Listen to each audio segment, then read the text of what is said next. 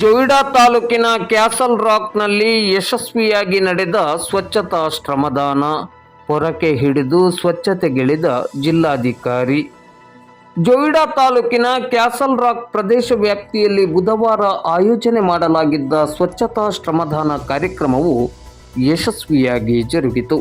ಸ್ವಚ್ಛತಾ ಶ್ರಮದಾನ ಕಾರ್ಯದಲ್ಲಿ ಜಿಲ್ಲಾಧಿಕಾರಿ ಗಂಗೂಬಾಯಿ ಮಾನಕರ, ಅಪರ ಜಿಲ್ಲಾಧಿಕಾರಿ ಪ್ರಕಾಶ್ ರಜಪೂತ್, ಜಿಲ್ಲಾ ಪಂಚಾಯತ್ ಮುಖ್ಯ ಕಾರ್ಯನಿರ್ವಹಣಾಧಿಕಾರಿ ಈಶ್ವರ್ ಕಾಂದು, ಸಹಾಯಕ ಆಯುಕ್ತೆ ಜಯಲಕ್ಷ್ಮಿ ರಾಯಕೋಡ, ಜೊಯಿಡಾ ತಹಶೀಲ್ದಾರ್ ಮಂಜುನಾಥ್ ಮುನ್ನೊಳ್ಳಿ ಸೇರಿದಂತೆ ಜಿಲ್ಲಾ ಮಟ್ಟದ ಹಾಗೂ ತಾಲೂಕು ಮಟ್ಟದ ಅಧಿಕಾರಿಗಳು ಭಾಗವಹಿಸಿದ್ದರು.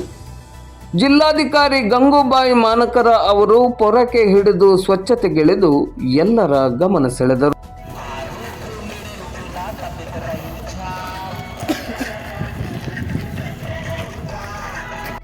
स्वच्छता की जोत लेकर घर घर जाएंगे, साफ सुथरी रोशनी में सब नहाएंगे।